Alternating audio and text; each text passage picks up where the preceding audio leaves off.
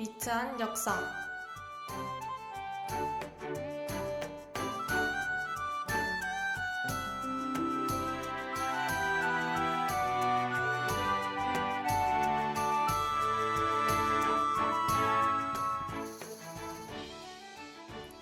역사를 잊은 민족에게 미래는 없다. 누구나 한 번씩은 들어봤을 법한 명언인데요. 역사 공부에 대한 중요성은 알지만 역사책만 보면 잠이 오신다고요? 역사가 지루하고 재미없다고 생각하는 그런 우리에게 꼭 필요한 이 시간. 알면 알수록 더 위트 있는 역사의 세계로 지금 바로 떠나보시죠.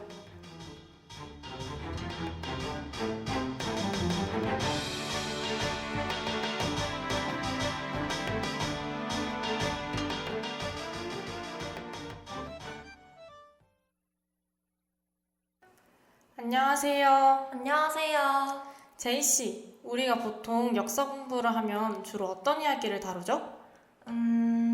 왕이 나라를 건국하고 다스리는 거나 전쟁 이야기, 이런 내용을 다루죠. 왜요? 보통은 그렇지만 오늘은 좀 다른 얘기를 해보려고요. 정말 기대돼요. 오늘은 역사 속 한 인간의 이야기, 그중 사랑 이야기를 해볼까 하는데요. 그럼 지금 바로 그 역사 속으로 떠나보시죠.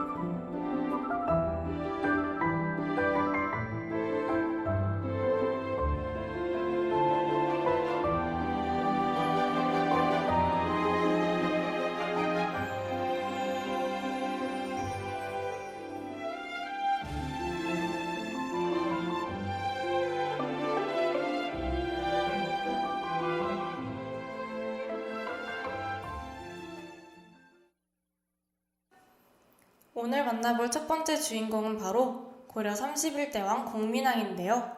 자, 그럼 여기서 문제. 공민왕은 어떤 왕이었는지 아세요? 에이, 당연히 알죠. 공민왕. 고려말 원나라의 간섭을 받을 때 친원 세력을 제거하고 원나라에게 빼앗긴 영토를 다시 되찾는 등 반원 정책을 펼친 왕이잖아요. 오, 잘 알고 있는데요. 공민왕은 고려 전체를 봤을 때 태조왕건과 함께 가장 중요한 왕으로 평가받는다고 해요. 얘기를 하다 보니 이렇게 훌륭했던 공민왕이 사람 앞에서는 어땠을지 너무 궁금해요. 일단 원 간섭기 때는 고려의 왕자를 원나라의 인질로 보내는 절차가 있었는데요. 공민왕 역시 12살에 가게 되어 왕이 될 때까지 원나라 황실에서 생활했습니다. 그 어린 나이에 타지에서 생활했다니 정말 힘들었을 것 같아요. 하지만 그곳에서 공민왕은 운명 같은 사람, 노국공주를 만납니다. 노국공주는 원나라 황실의 딸이었는데요. 비록 둘은 정략 결혼을 한 사이였지만 공민왕은 노국공주를 매우 좋아했다고 해요. 다행이네요. 그런데 앞에 말했다시피 공민왕은 왕이 된 이후 과감한 개혁 정치를 했는데 그 후 노국공주와의 관계 괜찮았나요? 노국공주는 앞에 언급한 대로 원나라 황실의 딸이었기에 공민왕의 반원 정책을 못마땅하게 여기기에 충분했지만 노국공주는 그러지 않았습니다.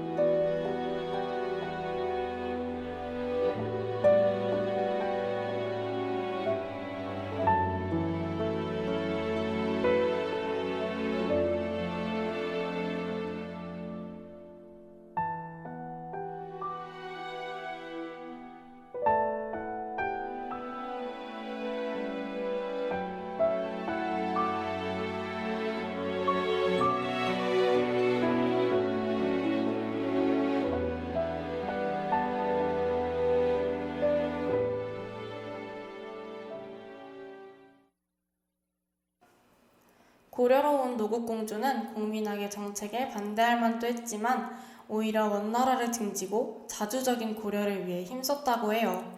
와, 정말 공민왕이 노국공주를 사랑하지 않을 수 없었겠네요.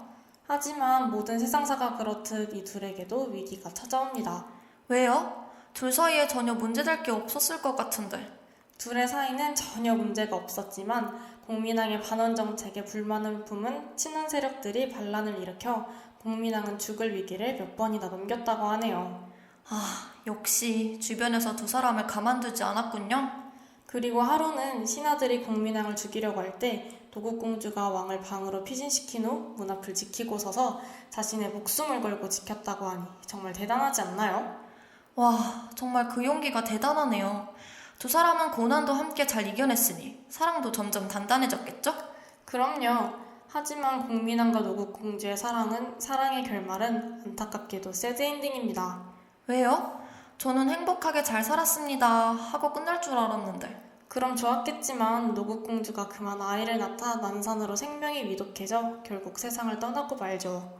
그렇게 사랑하던 노국공주와 세상을 떠났으니 공민왕이 정말 상심이 컸을 것 같아요. 그래서 그 이후 공민왕은 나란 일에는 신경도 쓰지 않고 180도 다른 사람이 되어 결국 비극적인 죽음을 맞이하게 됩니다. 하지만 그 안에는 노국공주를 잃은 슬픔이 있었다는 걸 생각해 볼 수 있겠죠?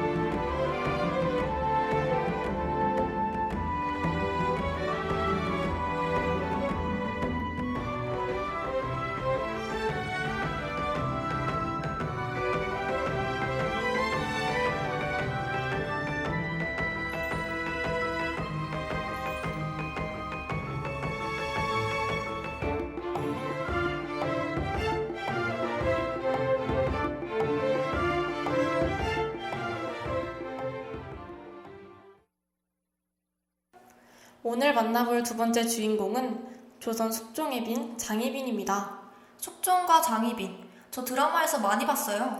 네, 이 둘은 드라마에 정말 많이 나오는 커플 중 하나인데요. 아무래도 그만큼 숙종, 장희빈, 인현왕후의 삼각관계가 그 어느 왕들의 사랑보다 극적이라 그러지 않을까 생각합니다. 그 극적인 얘기, 저도 너무 궁금한데요? 이 얘기를 잘 이해하려면 붕당 정치에 대해 잘 알아야 하는데요. 붕당 정치란 과거의 관료들이 서인과 남인으로 나뉘어 정권을 다투던 일을 말합니다. 아, 현재 우리나라의 국회 여당하고 야당하고 비슷한 거군요. 맞아요. 근데 이 붕당 정치라는 게 어느 한쪽이 강해지면 왕의 입장에서는 곤란해지는 거잖아요. 그래서 숙종은 자신이 직접 야당과 여당의 위치를 바꾸는 환국을 3번이나 감행했습니다. 근데 이게 장희빈하고는 어떤 연결점이 있는 거예요? 장희빈은 첫 번째 환국 이후 주도권을 잃은 남인이 의도적으로 궁궐에 들인 것이기 때문이에요. 아, 남인이 다시 주도권을 갖기 위해 장희빈을 이용한 거군요. 네, 그리고 그것이 가능할 수 있었던 건 숙종실록에도 나올 만큼 장희빈의 미모가 출중했던 덕분이었습니다. 그래서 장희빈이 입궁 이후에 숙종 눈에 들었나요? 네, 그 이후 상황은 남인들이 바라던 방향으로 진행됩니다. 숙종에게는 이미 인현왕후라는 중전이 있었는데요. 그럼에도 숙종은 장희빈과의 사이에서 낳은 아들 윤을 세자로 책봉합니다. 와, 한순간에 두 사람의 인생이 뒤바뀌었네요. 이에 끝이 아닙니다. 숙종은 장희빈의 처소를 중전과 후궁들의 처소가 있는 곳과 멀리 떨어진 곳에 따로 마련하는가 하면 정식으로 후궁의 지위를 주는 등 지극정성을 다합니다.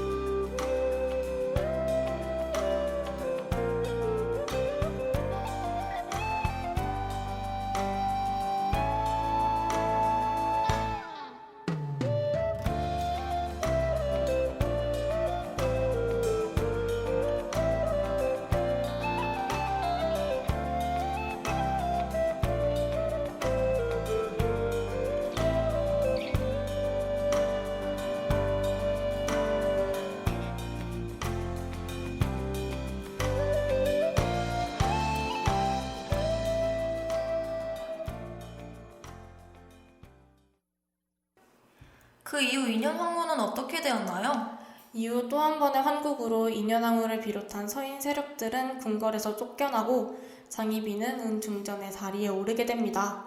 장희빈이 이제 정말로 실질적인 안주인으로 자리 잡은 거네요. 그런데 제 예상에는 장희빈의 삶도 해피엔딩으로 끝날 것 같지는 않은데, 맞죠? 오, 눈치 빠른데요? 그 이후 둘 사이에 인현왕후의 수발을 들던 무술이 최씨가 등장하는데요.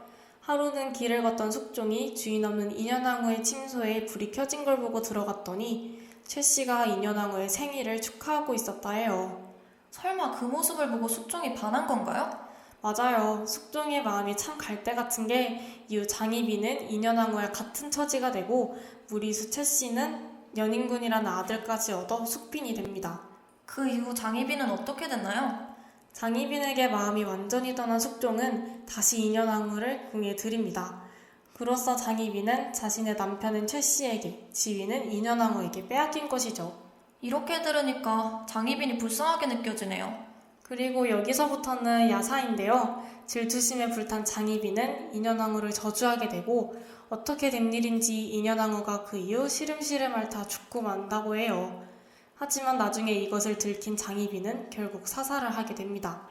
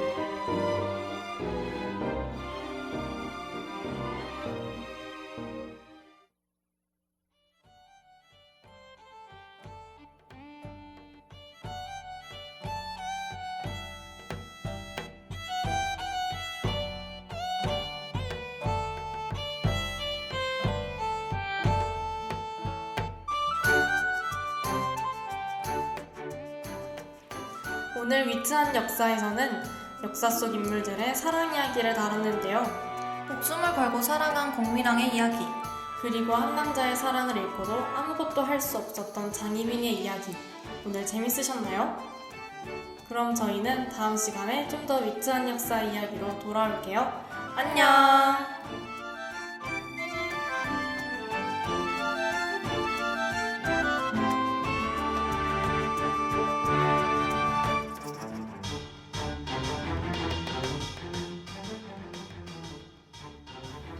위트한 역사를 마칩니다. 이 시간 제작 권세림, 기술 한결, 진행의 장재희 김예송이었습니다.